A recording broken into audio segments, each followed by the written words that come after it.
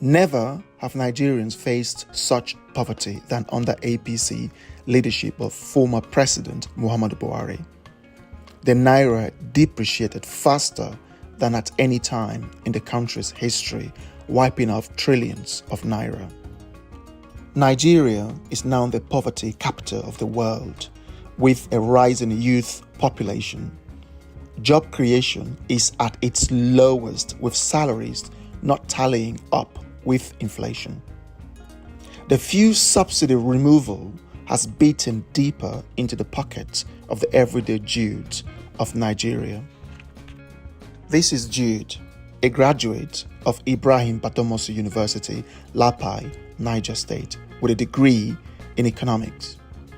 Jude works as a sales executive for SkySat Technology, a retailer in printing equipment, and lives in Buhari, an outskirt township away from Abuja's metropolis. Jude has a 46-kilometer journey to cover every day to work. That's just to go to work. If you were to add his return trip, it'd be 46 times 2. My name is Jude, and I'm from Edo State. I'm a graduate of IBB University. From IBB University, that is Ibrahim Badamasi University, Lapai, Niger State. And I studied economics, and I was opportuned to graduate with a first-class degree. That's a first class or distinction, 4.38. I stay in Buhari here, in the satellite area of Abuja, and I work in the central area, that is the city. I work in the city center in Gariki Area 7. I work with SkySat Technologies as a sales executive. I wake up every morning by 5 a.m. I wake up by 5 a.m. Once my alarm rings by 5 a.m., I'm up. I go to the kitchen. First thing I do when I wake up, I say a prayer. I go to the toilet first with myself and flush, then go to the kitchen, make breakfast, make something to eat. Most times I don't even eat. I'll take it to the office. Most times I cook to the office. As early as 5 a.m. I'm up because I have to resume by 9. By 9 or 8:30, at least 9. If it's more than 9, that means I'm late. And I'm working with a Lebanese company. You know, white men, they don't take African time. Before we delve into Jude's travel time, let us invoke a brief reality of Abuja and its workers. 60% of Abuja's workforce commute from the outskirts, just like Jude. Gentrification has pushed lower incomers to the brink, whilst income has remained static. But consumer product, utility, and transportation fares have skyrocketed. In other words, inflation is continuously eating up income. It is 5 a.m. in Buhari. Jude wakes up. He's done this for the past 3 years. It has become his ritual. He repeats this Monday to Friday. After washing up, it took him about an hour. He leaves his house just before 7 a.m. Abuja does not have a standardized public transportation system. It is flooded with inadequate tricycles and taxis overloaded with commuters vying to get to work in the city. He grabs his taxi. The driver continues hunting for more passengers. In Nigeria, taxis are shared. The driver have to carry more people in order to make ends meet. We reached out to the driver and he explains. We are carrying Buhari to town and people are complaining. We are just even assist. Because if you should check, fuel is times 3 of what we are buying before. Before we buy fuel of 195 before. And we carry area 1, 600, 500. But now fuel is 5. Some people sell it at 540. Buy NP sell it 537. You understand? If you go 1 tower, I can never afford to buy 2 liters of fuel. When you check as you go, they make it times 3 for people stand 3 for yeah, that means from Buhari to area 1, they're supposed to pay like 1.6 and 1.5. before we can get a profit. Now some people beg for 800, people beg for 1,000, 1,100. We are still managing. We are not making translate for them because it's not easy. But people have to know that if we will ride, we are still trying. Because we should make it translate as what we are buying fuel. It will be very difficult for the citizen. That's why I say, but some people don't understand. But people they understand, no. Because a lot of people that follow, they even have car. They park it at home. If they check what they buy to go out and come back, it's not easy for them. They rather follow vehicle to go and come back when they do calculation. So it's not easy for us. Some people understand with us, some people don't understand. After a few stops and changes, Jude arrives at Area 10, Central Abuja, where he walks to his workplace. It took Jude 2 hours to get to work, over an hour from the time he wakes up to when he leaves home, giving a cumulative 3 hours at least. So, Jude travels to work 2 hours. If you were to times that by 5, it'll give you 10 hours. That's just to go to work. We've not yet added his return time.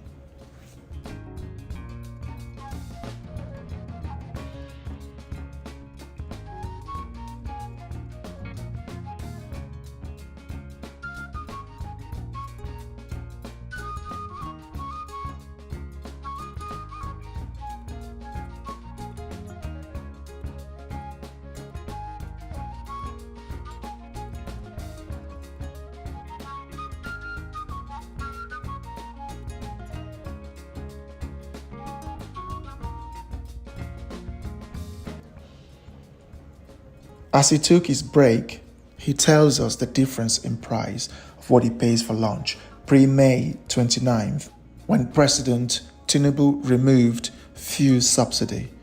He compares that to what he pays now. Jude explains. Normally this food about the next now 1,000 high yield. Maybe this food is 2 balls, high yields. Even that fastness is 1, 2. You get it? But now, not me and you there now. They don't tell me 150. You can imagine why? Because boy don't call. So it boils down to where. Then they transport the food come here. You get now? I think they take the food with people. You know they say that if I'm not going to chop and no oil, this is a good idea to manage oil. They cook once and they manage oil. You imagine. It's not good to know the food.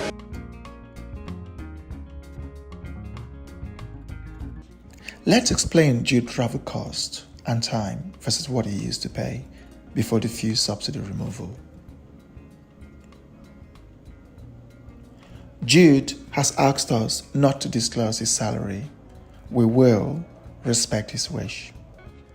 The arithmetic of Jude's travel can be summarized like this.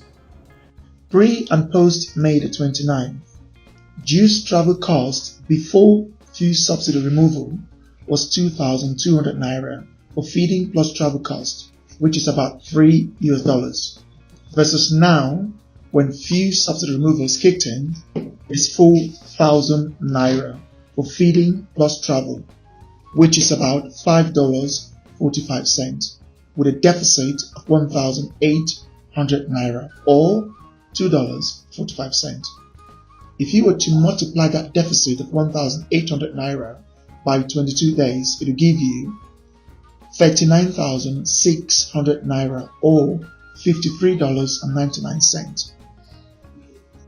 That is a colossal amount for someone who takes home just about the minimum wage of Abuja.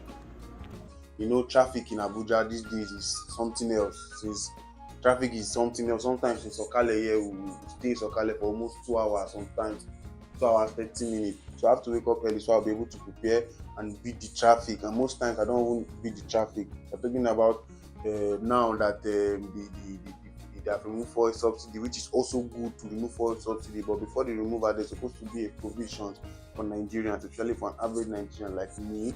You know what I mean? Now that the subsidy has been removed, I spent 2,400 naira daily going and coming. Before it was 1, 2, which I was still even complaining. But now 2-4, I have no choice. How much am I earning? As Jude wraps up work at 5 p.m., it is imperative to point out that his contract stipulates 6 p.m. But out of goodwill, his company lets him go home at 5, knowing the arduous journey he faces to get back home in Buhari.